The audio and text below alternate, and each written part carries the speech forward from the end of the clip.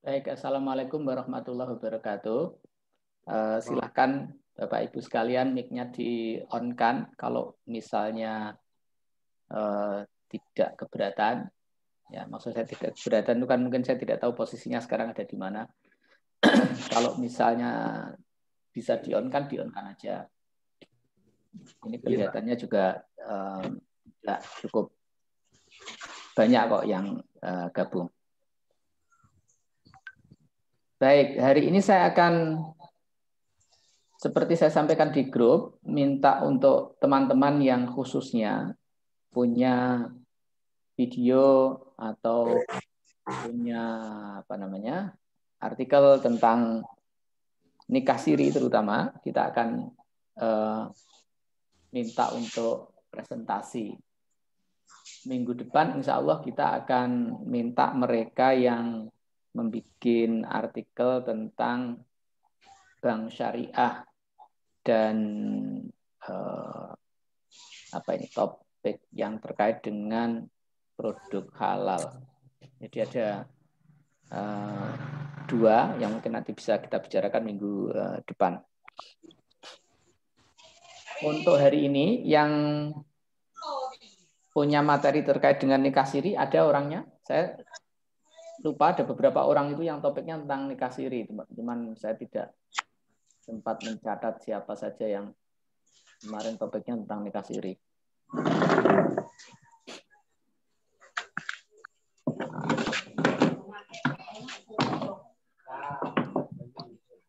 Ada nggak yang menulis tentang nikah siri yang sudah hadir di forum ini sekarang?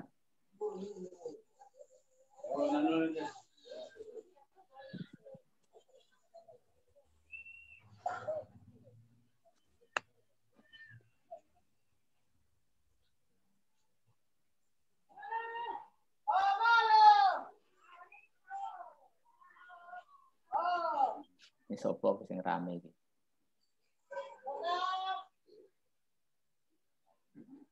Apa kabar Aziz? Alhamdulillah Pak, baik. Bapaknya jalan-jalan ke Lombok apa gimana Pak? Ada ombak-ombak besar gitu. Pantai Parangtritis kuwi, Aziz. Oh, pantasan ombaknya gede-gede ya, itu titisannya Roro Kidul. Oh iya, kalau Lombok. Tapi kalau di di Gili Gili Gili Gili Ketapang, Gili Ketapang. Gili Ketapang kan ombaknya juga besar juga kan? Ya Pak. Ya, tapi kalau yang dekat kota itu kayaknya sih ya ombaknya sejuk-sejuk aja ya. Saya lupa pantainya di dekat kota itu. Kalau naik Gojek cuman paling 20 menit ya.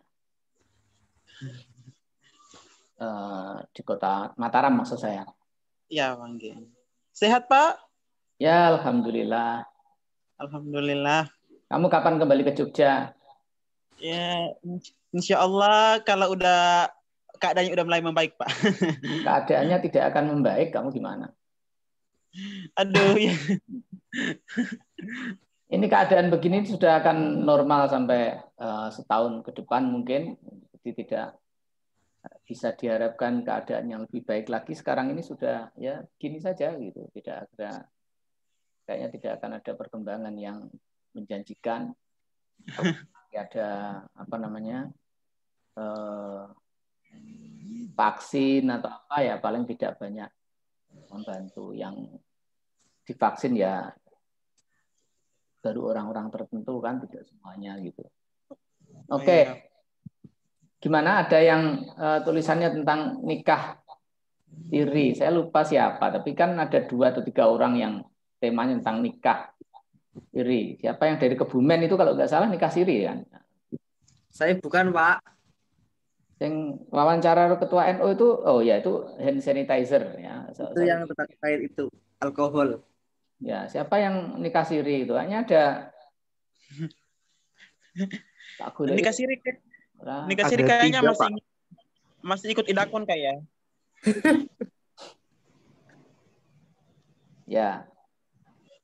Baik, saya mengapa mengajak untuk membicarakan nikah siri? Karena saya kira memang topik itu terkait dengan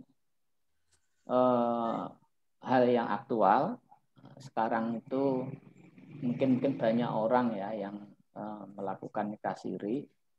Terus kemudian yang kedua, sebenarnya nikah siri itu apa, bagaimana, dan apa betul nikah siri itu boleh dan tidak boleh. Itu fikihnya sangat, saya kira sangat kontemporer gitu ya. Jadi nanti kita bisa mendiskusikan ini dengan lebih baik gitu.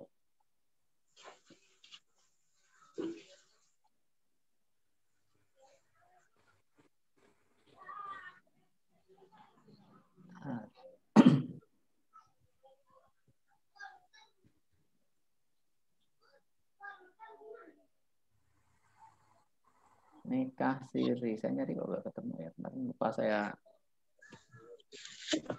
tandai. Nunggu yang lainnya ya.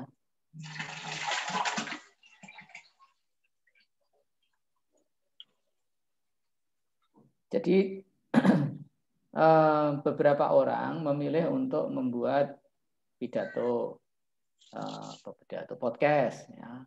Terus beberapa orang membuat video YouTube.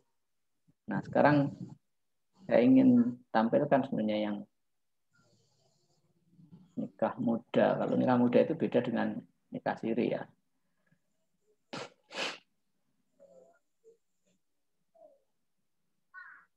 Yang nikah muda ada nggak? Yang sudah ada belum orangnya? Ini mumpung temanya tentang nikah, mungkin bisa kita.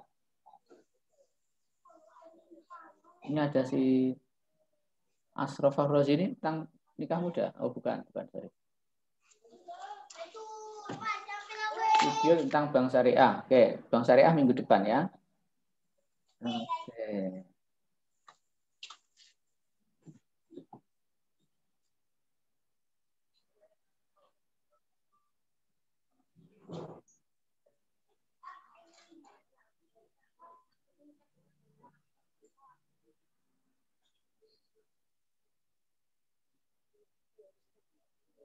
Kayaknya cewek kok yang nulis kemarin nikah siri itu. Ada 3, Pak. Iya, ada 3. Siapa aja? Saya, Firmansyah, sama Agustin. Ya, ada, 3-tiganya ada atau baru kamu yang ada? Firman ada, Pak. Oh ya sudah. Hadir, Pak. Ada, Pak. Sebentar. Kamu kelas apa? Tak carikan. Kamu kelas apa? A atau B? Kelas B, Pak. Semuanya kelas B. Oh, semuanya kelas B. Oke. Nggak tahu, Pak. Kalau saya kelas B, Pak. Ya, sebentar saya pindah ke kelas B dulu. Kelas B.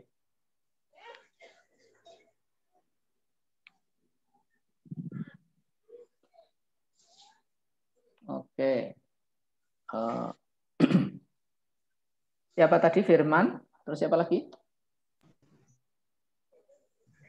Agustin sama Yusuf, Pak. Agustin itu jenisnya apa lengkapnya? Agustina kelas C, Pak. Oh, kelas C. Ya, sebentar. Ini yang kelas B. Kelas B Firman, Pak. Firman.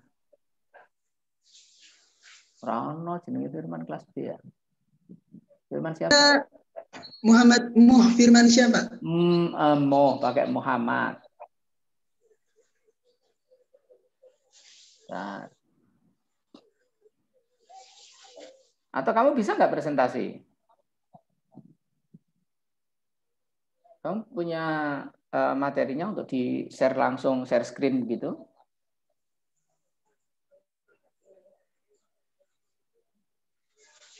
Yang sudah ada di sini.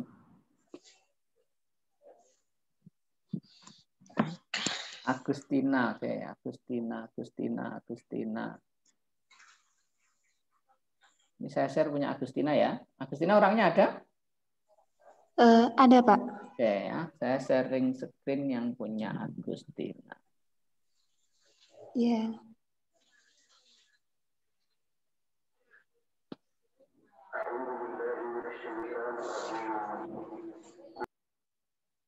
Ono pengajian barang.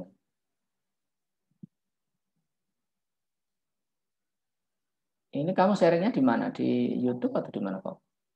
Di Instagram, Pak. Masuk ke revisi 3. Link. Iya.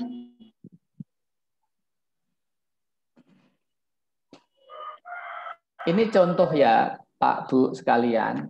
Coba kamu sharing link tapi tidak bisa diklik. Kamu tahu penyebabnya enggak, Agustin? Kamu tidak sharing link gitu. Jadi sebenarnya begini-begini penting. Ada beberapa orang itu yang ngasih saya link lewat WA misalnya, tapi nggak bisa dibuka padahal dia jualan gitu ya. Jadi penting bagi kita untuk ketika sharing itu memastikan bahwa linknya sudah aktif gitu ya. Assalamualaikum warahmatullahi wabarakatuh. Perkenalkan, nama saya Agustina Stilati. Di sini saya ditemenin rekan saya, lebih bertanya ke rekan saya. Ya, baik. Nama saya Muhammad Ibrahim Ada, asal Kalongan, Jawa Tengah. Nah, Hadifah ini merupakan alumni sarjana tahun 2019 dari salah satu perguruan tinggi favorit di Kota Pekalongan, Jawa Tengah. Langsung saja, di sini kita akan membahas tentang nikah siri. Berbicara tentang nikah siri berarti kita berbicara tentang hukum nikah. Hukum nikah sendiri sudah diatur dengan jelas dalam hukum agama dan hukum negara. Dalam hukum agama, tentunya agama Islam, nikah itu sudah tertulis dalam kitab suci Al-Quran. Dan dalam hukum negara Indonesia itu sudah diatur dalam undang-undang. Nikah itu bermacam-macam bentuknya. Ada nikah siri, nikah mut'ah, nikah poligami, dan nikah-nikah lainnya. Tidak semua pernikahan itu bisa dikatakan sah. Ada nikah yang tidak sah, bahkan nikah yang sifatnya haram.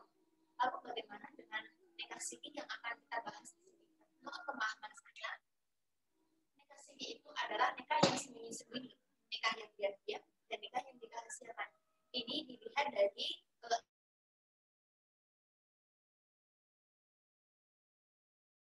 yang berganti rahasia. Sedangkan di zaman Rasulullah SAW, dia tidak pernah mencontohkan nikah siri ataupun nikah diam-diam. Sebaliknya, beliau malah menganjurkan bahwa pernikahan itu dirayakan atau diwanitakan. Tujuannya untuk apa? Yaitu untuk memperkenalkan bahwa mereka itu sudah dinikahkan dan untuk menghindari adanya fitnah. Namun, di zaman sekarang ini banyak orang-orang yang mengambil jalan nikah siri untuk melakukan perzinahan. Apakah dari sini dapat dikatakan kalau nikah siri itu sah? Ya. Jadi, jangan lihat nikah siri itu jadi hanya satu sisi. Tidak semua nikah siri itu diam-diam atau dirahasiakan. Pengertian dari nikah siri sendiri itu, menurut yang saya temui, nikah siri itu tidak ingin melaporkan ke kantor urusan agama. Menurut saya sih setuju. Tidak ada nikah siri. Karena dalam nikah siri juga terdapat sama dengan rukun syarat. Satu, adanya wali, adanya dua saksi, juga adanya prosesi jabatan. Dan kalau itu sah. Namun sekarang lihat, di zaman sekarang ini kebanyakan nikah siri yang terjadi bukan hanya pernikahan yang tidak tercatatkan dalam kantor urusan agama, namun nikah siri yang tidak disertai dengan wali nikah pun banyak terjadi.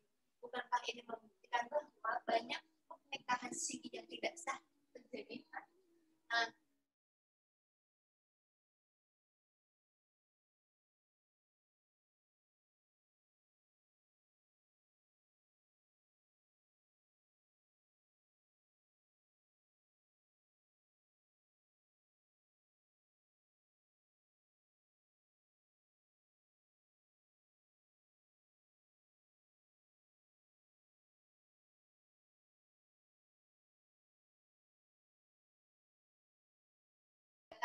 Yaitu yang diatur di dalam undang-undang.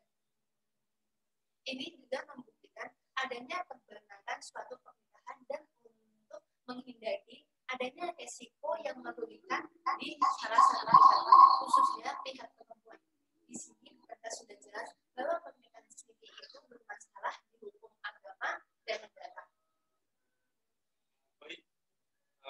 dari argumen yang tadi sudah diterima, berarti bisa dikatakan bahwa nikah siri itu jika memenuhi syarat hukum Islam itu sah. Namun jika tidak memenuhi syarat hukum Islam itu tidak sah. Jadi nikah siri tidak bermasalah selama hal-hal yang diatur dalam Islam itu. Namun memang nikah siri dalam hukum negara itu tidaklah sah karena mereka tidak melapor ke KUA. Nikah siri tidak selamanya memicu ke hal-hal mungkin adanya alasan tertentu kenapa mereka ingin nikah siri saja dan tidak ingin melapor ke KUA. Tapi ya alangkah baiknya jika pernikahan itu aturan negara juga. Artinya agar pernikahan dipertanggungjawabkan dan mencegah adanya risiko kerugian dan dari salah satu pihak. Contohnya yang paling penting istri.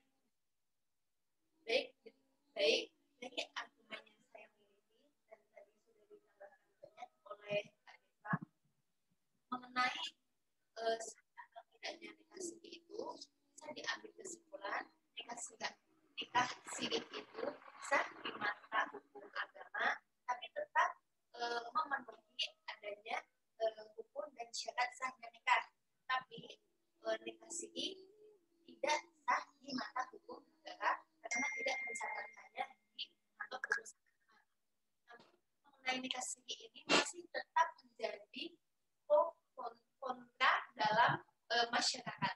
Ya, sekian dari kami. Jika ada keliruan atau kesalahan kami dalam menyampaikan topik ini, kami mohon maaf sebesar-besarnya. Sekian. Wassalamualaikum warahmatullahi wabarakatuh. Waalaikumsalam warahmatullahi wabarakatuh. Saya Agustina Setiawati. Oke, sudah ya. Itu dari Agustina. Kamu mau menyampaikan sesuatu, silakan, Agus. Agus apa Tina apa siapa panggilannya di rumah? Agustina, Pak. Saya mau menjelaskan dari video itu sedikit ya, Pak ya. Ya. Assalamualaikum warahmatullahi wabarakatuh. Waalaikumsalam warahmatullahi wabarakatuh. Ya, tadi sudah dilihatin video ya. Itu video tadi menjelaskan tentang hukum sah atau tidaknya nikah siri. Jadi dalam video itu saya mengambil kesimpulan bahwa nikah siri itu sah di mata hukum agama dan tidak sah di mata hukum negara. Seperti yang pengertian nikah siri yang biasa kita temui di sini kan gitu. Terus tadi di video itu saya mengambil contoh riset yang di zaman sekarang ini penyalahgunaan adanya hukum nikah siri yang banyak di luar sana kasus-kasus perzinahan yang mengatasnamakan nikah siri gitu. Terus tadi ditimpalin oleh Masnya tadi kalau hukum nikah siri itu tetap sah, tapi jika yaitu memenuhi adanya rukun dan syarat sahnya nikah gitu, yang adanya wali, adanya 2 orang saksi dan adanya itu ijab kabul gitu. Terus itu kalau sudah kayak gitu berarti hukum nikah siri itu sah gitu. Tapi dengan adanya kasus-kasus perzinahan di luar sana itu kalau nikah siri berarti itu udah nggak zina gitu di mata hukum gitu, di mata hukum agama. Terus, tapi alangkah sangat baiknya sekarang itu untuk menghindari adanya resiko yang kebanyakan kalau nikah siri itu kan nggak tercatat di kantor urusan itu ya agama ya. Jadi banyak di zaman sekarang itu banyak kerugian gitu, khususnya di pihak perempuan. Jadi alangkah baiknya di zaman sekarang ini pernikahan itu ya mengikuti peraturan agama dan peraturan negara gitu. Jadi itu dari kesimpulan video itu hukum nikah siri itu tidak sah di mata hukum agama dan tidak sah di mata hukum negara. Diulangi kesimpulannya. kesimpulannya, tadi kan di video itu membahas Enggak, tentang kesimpulannya saja diulangi. kesimpulannya aja ya. Hukum nikah siri itu sah di mata hukum agama dan tidak sah di mata hukum negara. Oke, ya. Dua yang lainnya atau tiga yang lainnya siapa? Yang topiknya sama, silahkan di komentar. Kamu yang pro atau kontra nikah siri? Saya yang kontra juga, Pak. Kontra nikah siri? Iya. Oke. Ya, kenapa? Karena alasannya lebih ke efek jangka panjangnya, Pak. Dampak dari jangka panjang dari nikah siri itu. Kan memang kalau adanya nikah siri sebenarnya kan memang dengan adanya syarat-syarat yang tidak seribet dengan nikah yang diakui negara. Tapi sebenarnya dari keefisien dari nikah siri ini menimbulkan dampak di jangka panjangnya. Salah satunya yang jelas tidak tercatat di KUA. Nah, artinya ketika tidak tercatat di KUA, ya dia secara negara tidak diakui kalau dua orang ini sudah menikah sah secara hukum, sehingga lemah di mata hukum. Nah, ketika misalkan kita sedang nginep di hotel nih Pak, nah sedangkan kita digerebek orang, nah kan itu ada kemungkinan kita dilaporkan karena kita tidak memiliki bukti data seperti buku nikah ataupun lain sebagainya, walaupun kita nikahnya secara sah di mata agama. Terus di samping itu juga nanti kasihan di anaknya juga Pak, soalnya kalau misal sudah nikah siri terus habis nikah siri nggak diurus ke KUA, akhirnya anak ini ketika sudah lahir susah mendapatkan akte Pak. Ya. Sehingga juga menyusahkan anaknya sendiri. Seperti itu, Pak. Ya, jadi menurutmu nikah siri itu, tadi kan kesimpulan Agustina, nikah siri itu sah menurut agama, tidak sah menurut negara. Kalau menurutmu? Kalau menurut saya, ya sama Pak. Nikah siri sah di mata agama dengan catatan ya harus sesuai dengan persyaratan. Soalnya ada beberapa kasus yang seperti nikah siri, yang mereka nikah siri dengan istri yang kedua, padahal dia yang istri pertama itu nggak diberitahu. Nah, itu kan juga merugikan di salah satu pihak, Pak. Jadi ya sah, tetapi harus sesuai dengan syarat-syarat rukunnya nikah di mata agama Islam, namun tidak diakui secara secara hukum. Sah, tetapi kamu tidak setuju. Iya. Sah, tapi kamu tidak setuju. Kalau Agustina tadi sah dan setuju ya. Halo, Agustina. Ya. Kamu sah dan setuju nikah siri itu? Sah. Menurut kesimpulanmu tadi, kamu setuju nggak nikah siri itu? Kalau saya sendiri sebenarnya enggak. Enggak, Pak. enggak. Soalnya membahasnya hukum sah dan tidaknya, tapi kalau pro sama kontranya saya kontra gitu tentang Jadi nikah misalnya siri. kamu diajak nikah siri nggak mau? Enggak mau, Pak. Soalnya pihak perempuan mesti dirugikan dalam nikah siri itu, Pak. Ya. Enggak mau. Masih ada lagi yang presentasi, yang nulis lagi siapa? Satu lagi? Satu atau dua orang lagi yang tentang nikah siri? Saya, Pak. Ya, Firmansyah gimana? Kamu di tim mana? Tim setuju, tidak setuju, atau tim apa? Saya kontra, Pak. Tidak setuju, Pak. Ya, kamu tidak setuju. Kenapa tidak setuju? Ya, penjelasannya hampir sama kayak Mas Yusuf sama Mbak Agus. Karena nikah siri itu dampak buruknya, kalau menurut saya nikah siri itu banyak menimbulkan dampak buruk, Pak. Dampak buruk.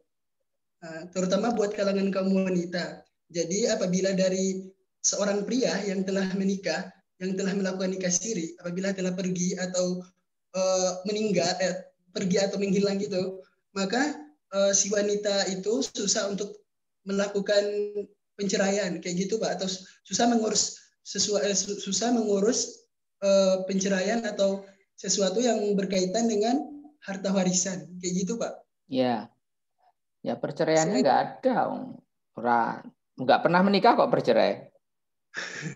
Maksudnya kan kalau diurus secara lembaga kenegaraan kan nggak bisa. Ya, iya, kan makanya karena kan menurut negara nggak pernah nikah dia. Iya kayak gitu, Pak. Jadi bisa dikatakan seperti pernikahan yang ilegal gitu, Pak. Ya, oh gitu. Jadi kamu mengatakan nikah siri itu ilegal?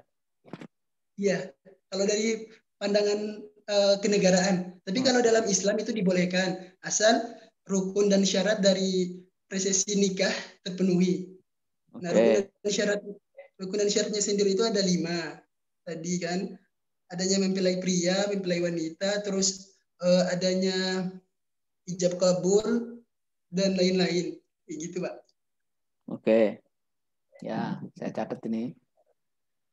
Masih ada lagi yang topiknya tentang nikah siri enggak? Kayaknya banyak kok kemarin itu. Kalau yang lain, ini yang nulis sudah bicara semua ini. Yang dapat disimpulkan dari mereka bertiga itu bahwa satu, nikah siri itu selama memenuhi syarat dan ketentuan berlaku, SK berlaku, menurut hukum Islam sah.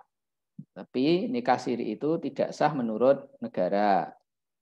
Terus walaupun mereka mengatakan begitu, para penulis ini mengatakan bahwa mereka tidak setuju nikah siri. Nah, pertanyaan kita semua sekarang, Bapak Ibu sekalian, mari berpikir bersama-sama. Yang lain juga boleh ngomong gitu. Saya tambah satu pertanyaan lagi. Kalau menurut agama itu sah, mengapa Anda tidak setuju? Nah, apakah Anda tidak percaya dengan agama Anda? Kok Anda nggak setuju sama hukum agama? Gitu. Jadi kalau menurut agama itu sah, mengapa kamu tidak setuju? Nah, ini pertanyaan penting karena ini mata kuliahnya tentang fikih gitu ya.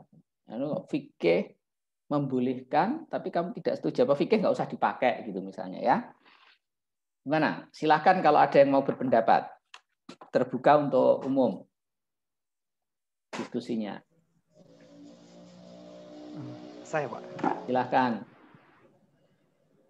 Karena menurut saya ini, Pak, kita hidup di sebuah negara. Nah, ketika kita hidup di sebuah negara berarti kita harus istilahnya mematuhi juga gitu, Pak. Nah, ya walaupun sah secara agama, tapi kan kita bukan negara Islam gitu, Pak. Bukan negara yang berdasarkan agama Islam. Oke. Jadi menurutmu? Saya lebih baik ini, Pak.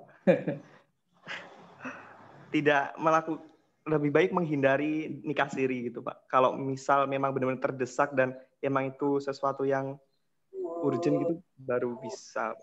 Tapi dengan catatan ya, setelah menikah siri itu harus diurus lagi ke secara sah di kantor KUA gitu, Pak. Enggak jadi siri kalau begitu. Iya dong, nggak jadi siri, udah kelihatan.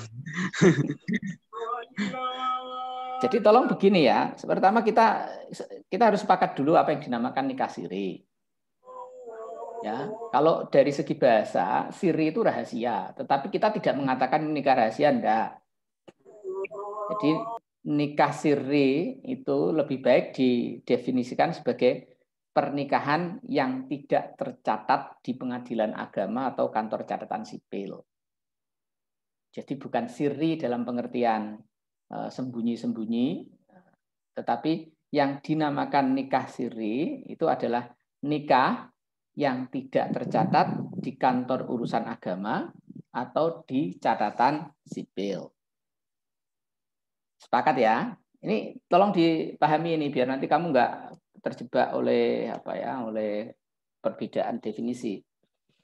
Nah, dengan demikian ya nikahnya itu memenuhi syarat dan ketentuan. Pasti nikahnya adalah nikah yang ada saksinya, ada maharnya, terus kemudian ada walinya kalau dia perempuan dan masih gadis dan seterusnya ya.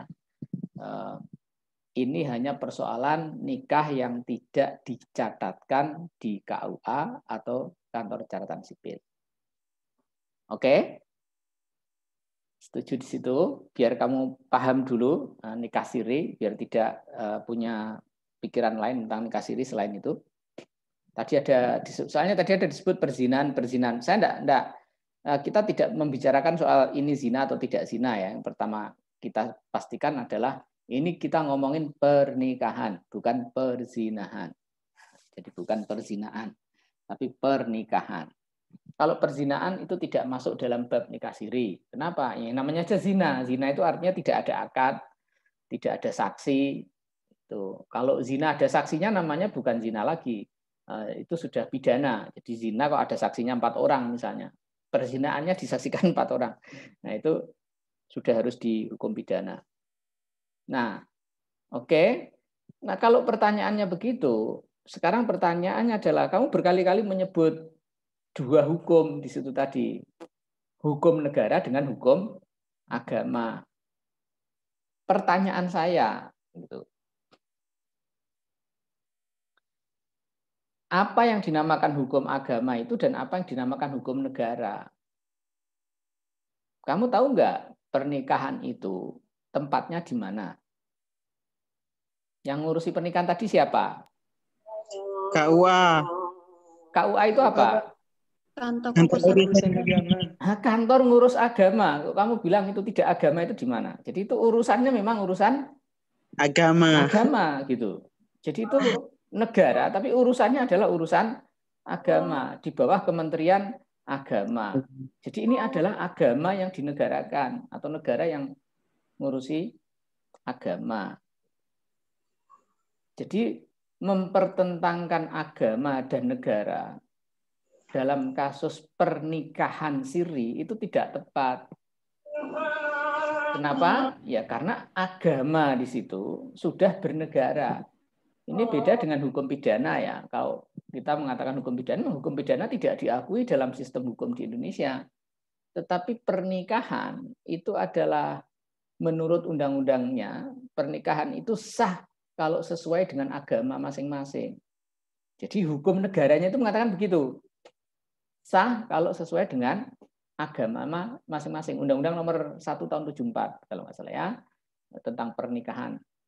Itu dinamakan pernikahan yang sah kalau sesuai dengan agama masing-masing. Negara loh sudah mengatakan begitu, kalau sesuai dengan agama masing-masing. Nah, agama Islam itu mempersyaratkan tadi di fikih saksi 2 orang, ada walinya, ada maharnya, ada akadnya, misalnya gitu. Nah, pernikahan pasti dilaksanakan seperti itu. Nah, diaturlah dalam kompilasi hukum Islam namanya, itu peraturannya kompilasi hukum Islam yang itu dipakai oleh KUA. Jadi KUA itu mendasarkan aturannya itu tidak kok dari negara. Pencatatan pernikahan itu dasarnya adalah hukum agama, bukan hukum negara. Ini perlu diingat-ingat loh ya, kamu harus paham ini. Pernikahan itu menurut negara diatur sesuai dengan agama masing-masing. Oke? Nah, peraturan agamanya kemudian dituangkan dalam peraturan yang bernama kompilasi hukum Islam. Di dalam kompilasi hukum Islam itulah dibuat ketentuan tentang pencatatan pernikahan. Nah, kompilasi hukum Islam itu adalah fikih, hukum Islam, hasil ijtihad para ulama yang terlibat dalam KHI itu profesor-profesor dari 14 UIN kalau nggak salah waktu itu, 14 IAIN itu terlibat, atau 14 orang dari beberapa IAIN saya lupa, yang jelas profesor-profesor ahli hukum Islam, mujtahid pada zamannya, yang merumuskan bahwa pernikahan itu wajib dicatatkan. Fikih ini. Jadi, kenapa ulama Indonesia berpendapat seperti itu? Pernikahan wajib dicatatkan karena menurut para ulama gitu. Dalam Al-Qur'an itu bahkan jual beli saja. Atau jual beli, utang piutang. Idza tadayantum bidainin ila ajalin musamma faktubu. Kalau kamu utang piutang dalam tempo tertentu, dalam waktu tertentu, maka wajib ditulis, dicatat.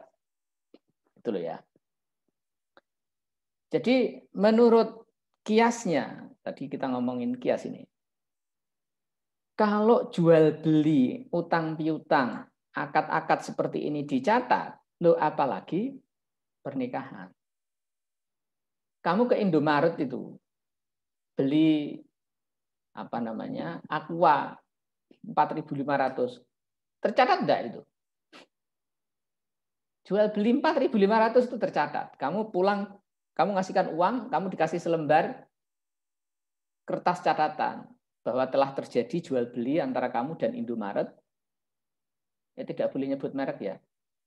Antara kamu dan toko Maret. Nah, toko Maret itu terjadi jual beli berupa minuman botol seharga 4.500.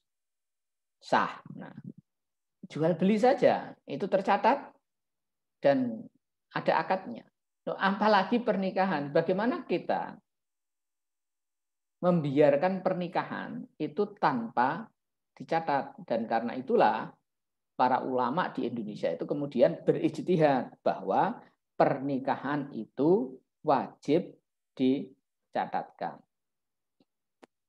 Nah, hasil ijtihad para ulama itu lalu kemudian diberi kekuatan hukum yang bernama Inpres, Instruksi Presiden. Nomornya saya lupa ya, tapi yang kemudian bukunya menjadi kompilasi hukum Islam itu. Jadi di Indonesia mencatatkan pernikahan itu adalah hukum agama. Sumbernya adalah pendapat ahli fikih di Indonesia. Mengapa punya pendapat seperti itu? Ya tadi karena utang piutang saja dicatat, apalagi ini soal pernikahan. Ya,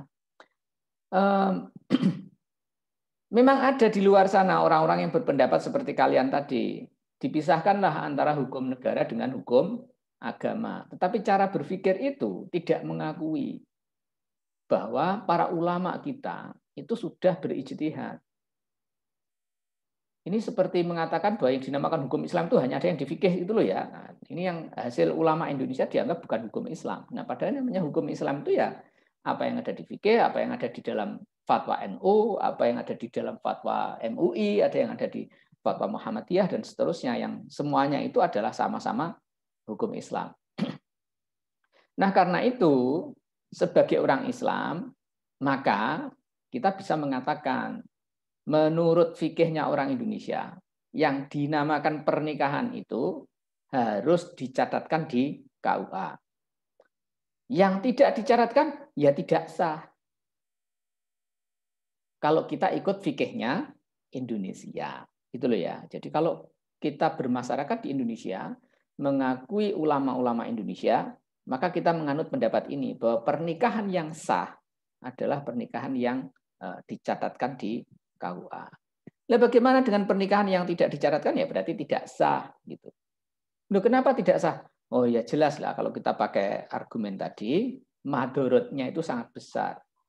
Masa sih agama itu membolehkan madorot?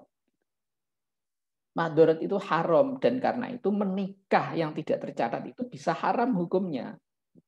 Bisa haram loh ya. Saya mengatakan itu karena ini nanti tergantung tadi cara beragamamu ikut siapa begitu.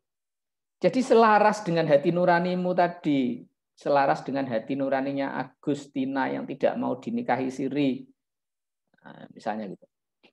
Maka hukumnya menikah itu adalah wajib dicatatkan di KUA. Gitu. Nah, itu penjelasannya ya, Bapak Ibu sekalian. Semoga penjelasan ini bisa dipahami dan besok kamu tidak mau nikah siri. Nikah ya wajib dicatatkan. Kalau kamu punya kakak perempuan, adik perempuan ya ingatkan untuk selalu dicatatkan. Kalau kamu nanti menikah ya kudu dicatatkan gitu ya. Karena menikah dengan dicatatkan itu tidak hanya menurut hukum agama negara, tetapi juga menurut hukum agama. Begitu, silahkan kalau ada komentar, pertanyaan, saya persilahkan tentang topik ini pada Bapak Ibu sekalian, jamaah Zoomiyah yang dimuliakan Allah. Bapak. Gih, monggo Pak. Jadi tadi kesimpulannya dari Bapak juga tidak sah kan Pak? Tidak sah kalau tidak dicatatkan. Oke Pak, terima kasih. Ya. Menurut fatwa ulama Indonesia, nikah itu wajib dicatatkan. Nah, kalau kamu tidak di Indonesia, kamu di Arab, ya monggo ikut pendapatnya ulama Arab. Nikah nggak usah dicatatkan gitu ya. Tapi kalau di Indonesia, mungkin dengan begitu bisa mengatakan haram nikah itu kalau tidak dicatatkan. Madorotnya besar ya tadi ya. Tadi sudah disebutkan dengan baik tadi kepada perempuannya kalau terjadi perceraian. Nah, perceraian itu perpisahan ya, tidak ada hak untuk harta gonogininya. Kepada anak itu juga tidak punya akte berarti tidak punya warisan dan seterusnya gitu. Nah, hal yang madorot ini wajib dihindari. Dan karena itu mencatatkan pernikahan itu hukumnya adalah wajib baik menurut agama maupun menurut negara. Bahkan saya bisa mengatakan itu wajib menurut agama yang kemudian di Indonesia disahkan oleh negara gitu ya. Monggo silakan kalau ada yang mau komentar juga boleh. Ini mungkin teman kita yang dari Malaysia punya gimana Tasnim? Ya, Pak. Malaysia bagaimana? Kamu mau nggak dinikah siri? Enggak, Pak. Ada nggak istilah itu nikah siri di Malaysia? Iya, nikah siri itu kan tanpa wali ya? Oh bukan, kalau di Indonesia nikah siri itu tadi sudah saya sampaikan, nikah siri itu artinya nikah tidak didaftarkan. Di apa kalau di Malaysia ya? Apa namanya? Kantor catatan sipil kalau di Indonesia ada, kantor urusan agama atau apa? Kalau di Malaysia saya tidak tahu saya. Kayak ini ya, kayak didaftarkan tuh dapat sertifikat Sertifikat, gitu ya? ya Kayak dapat sertifikat. Di mana dapat izin. sertifikatnya Iya, kalau di Malaysia? kayak gitu. Kalau di sini tuh ada jabatan Islam gitu, JAIS. Ya, di JAIS. Betul. Kalau nikah tuh harus daftar gitu. Iya, itu maksudnya. Ada nggak orang yang nikah tidak daftar di JAIS?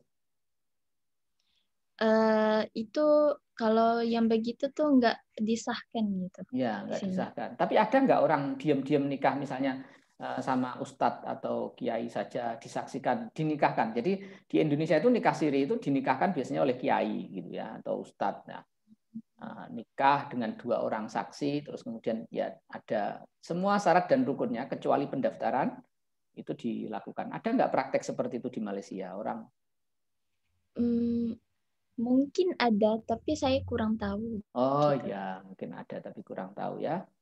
Mungkin nanti bisa ditanyakan ke tetangga-tetangganya ya. Oke, baik. Apakah ada yang nikahnya tidak di JAIS? Nah, ini memang antara Indonesia dengan Malaysia itu juga berbeda dalam hal urusan agama. Seperti kita ketahui misalnya kalau di Indonesia, organisasi seperti Muhammadiyah misalnya, itu bisa mengumumkan lebarannya sendiri. Muhammadiyah itu kalau di Indonesia bisa mengeluarkan fatwa besok lebaran lah, walaupun pemerintah mengatakan Selasa Rabu lebaran. Nah, kalau di Malaysia nggak boleh. Di Malaysia itu satu-satunya yang boleh mengatakan kapan lebaran itu adalah pemerintah gitu. Iya, kerajaan. Iya, kerajaan ya. Ada mufti kerajaannya gitu kan yang mengeluarkan keputusan kapan lebaran. Di Indonesia ini enggak, memang orang Indonesia ini memang agak susah diatur memang. Jadi kalau urusan agama itu ya tadi ini ada agama, ini ada negara. Kalau di Malaysia lebih terintegrasikan dengan negara. Karena memang Malaysia itu kerajaan Islam ya kalau mengakui. Iya, Pak. Betul begitu. Baik, ada yang mau komentar lagi silakan. Halo Pak, saya mau tanya gini Pak. Ya. Ya gini Pak, kayak saya kasih contoh satu kasus gini. Kalau ada yang udah berumah tangga nih, nah terus laki-laki itu kayak punya simpanan atau selingkuhan lain gitu. Nah selingkuhan lain terus mereka tuh kayak saling suka antara apa namanya laki-laki dan perempuan saling mencintai. Nah terus karena tidak diizinkan untuk menikah lagi, maka mereka kayak melakukan nikah siri gitu Pak. Nah, karena itu ya ini kita berbicara kayak batin gitu Pak, masih batin kan. Ya. Karena sudah mencintai, akhirnya dia mau mengorbankan segala-galanya, tidak mau berpikir panjang lagi ke depannya seperti apa, gitu loh. Terus kembali lagi kita berbicara tentang konteks nikah. Nah, menikah itu kan untuk menyempurnakan agama. Nah, katanya menikah itu untuk menyempurnakan agama. Terus bagaimana mereka yang menikah siri dengan laki orang tadi, pandangan apa itu pandangan agamanya kayak gimana? Maksudnya dalam konteks penyempurnaan agama itu dikategorikan dalam nikah siri itu benar, Pak? Ya, kalau jawabannya kan jelas kalau menurut saya ya. Kamu tidak boleh dengan alasan cinta kemudian berzina. Sama dengan alasan cinta misalnya kamu mengkhianati istrimu. Ya, kalau nikah itu kan komitmen ya. Kalau kamu memang sudah tidak mencintai istrimu ya sudahlah, cerai gitu. Terus kemudian kamu menikah dengan orang yang kamu cintai gitu. Perilaku apapun atas nama apapun gitu. Kalau melanggar komitmen itu tidak boleh gitu kan. Jadi persoalannya adalah kamu melanggar komitmen, entah itu kamu melanggar komitmennya dengan topeng, misalnya ya dengan topeng nikah siri, atau melanggar komitmennya dengan topengnya lain, misalnya sekarang ada sedemikian rupa sehingga orang poligami misalnya gitu, atas nama agama. Poligami sunnah Nabi misalnya, padahal sebenarnya ya nggak sunah-sunah amat. Dia sedang melakukan poligami itu tidak lebih dari sedang berpetualangan saja, petualangan cinta gitu. Ya, jadi atas namanya tapi agama, atas nama agama ya nggak apa-apa gitu. Maksud saya nggak apa-apa itu ya atas nama agama yuk karem. Tapi kalau kita mau konsisten terhadap aturan agama ya sudah, nikah dengan satu. Kalau mau nikah lagi minta izin. Minta izin itu kan juga hal yang baik ya. Minta izin, nah syukur kalau diizinkan sama istri. Karena toh juga undang-undangnya memungkinkan.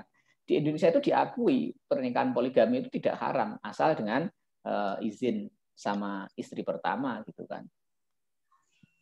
Gitu ya, Ziz. Terus maksudnya kalau penyempurnaan agama dalam konteks nikah siri itu gimana, Pak? Nah, dia tidak menyempurnakan agama, dia itu. Dia sedang mengkhianati agama dan istrinya. Menyakiti manusia itu tidak boleh atas nama agama. Dia hanya beratas nama agama, tapi menyakiti orang lain. Nggak bisa. Berarti nggak benar gitu, Pak ya? Hah? Berarti nggak benar gitu ya? Nggak benar lah. Jelas nggak benar itu. Menggunakan agama sebagai topeng itu. Oh iya, yang bagaimana dia mau menyempurnakan agamanya kalau menyakiti hati orang lain? Siap-siap, Pak. Makasih, Pak ya. Ya, saya kira kalau tidak ada lagi pertanyaan dan tanggapan, kita cukupkan pertemuan hari ini. Sekali lagi, insya Allah minggu depan topiknya adalah yang terkait dengan perbankan. Nanti akan saya share lah di grup lebih detailnya siapa yang akan presentasi minggu depan. Mungkin tidak hanya satu topik ya. Saya kira itu. Terima kasih untuk partisipasinya. Nanti seperti biasa kuliah hari ini akan kita upload di Facebook, di YouTube dan di Spotify, dan kita share untuk mereka yang karena satu dan lain hal tidak bisa bergabung.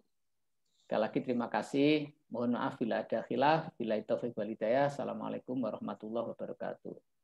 Waalaikumsalam warahmatullahi wabarakatuh. Bareng Pak, Bu sekalian. Terima kasih Bapak. Terima kasih, Pak. Oke, Pak.